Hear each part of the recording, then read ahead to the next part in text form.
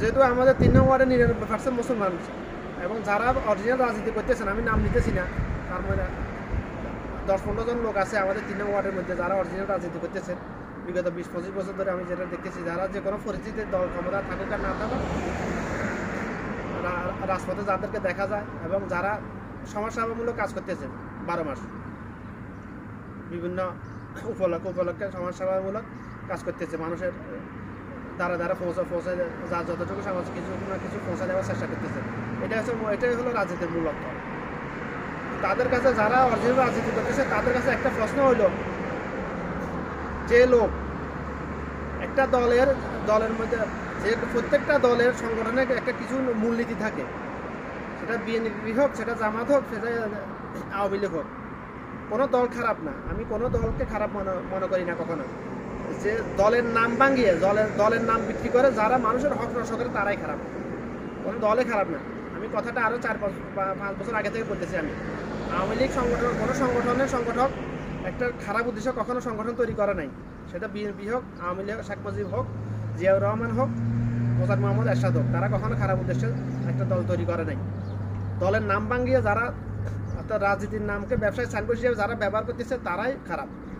যারা মানুষের হক নষ্ট করে, লুটপাট করে, সিন্ডিকেট করে, দেশের অর্থ সম্পদ পঙ্গু করে দিয়েছে, বিদেশে পাচার করে, তারাই খারাপ, তারা হারামখোর, তারা কখনো রাজনীতিবিদ হতে পারে না, তারা হচ্ছে দুর্নীতিবিদ। তারাই ব্যবসায় শব্দটাকে সাইনবোর্ড, রাজনীতি শব্দটাকে ব্যবসায় সাইনবোর্ড হিসেবে ব্যবহার করতেছে।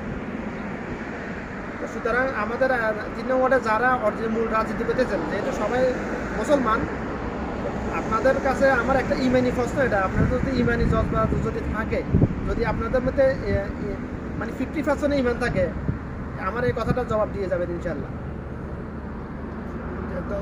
যে দলের একজন লোক যার কোনো নীতি আদর্শ থাকে না, সে একটা দলের মধ্যে যে কোনো পদে কীভাবে থাকতে পারে?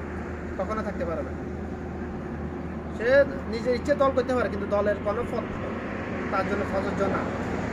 আমি নাম নিতেছি না। যদি আপনাদের যদি ইমানের যদি লেভেল থাকে আপনাদের মধ্যে, জিজ্ঞাসা করলে তখন নাম নিতে পারবো। যদি আপনাদের ইমানি জজবা যদি আসলে থাকে, যদি আপনারা আসলে কর্মগতভাবে মুসলমান হয়ে থাকেন, আপনাদের কাছে আমার প্রশ্ন, আপনারা যদি আমাকে জিজ্ঞাসা করেন তখন আমি তার নাম প্রকাশ করবো যার কথা বলতেছি। যে বিএনপি একটা বিগত সরকারের আমলে, বিএনপি ক্ষমতার আমলে, বিএনপি ওয়ার্ড পর্যায়ে যে পদের মধ্যে ছিল,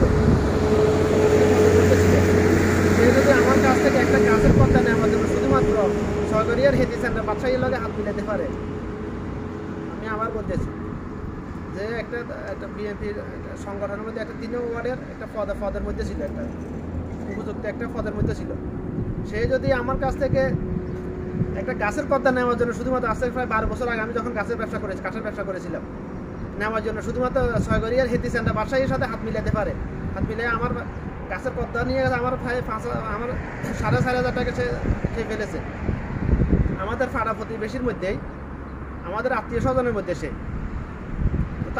যার কোনো নীতি আদর্শ নাই, সে একটা দলের যে কোনো পদে কীভাবে থাকতে পারে?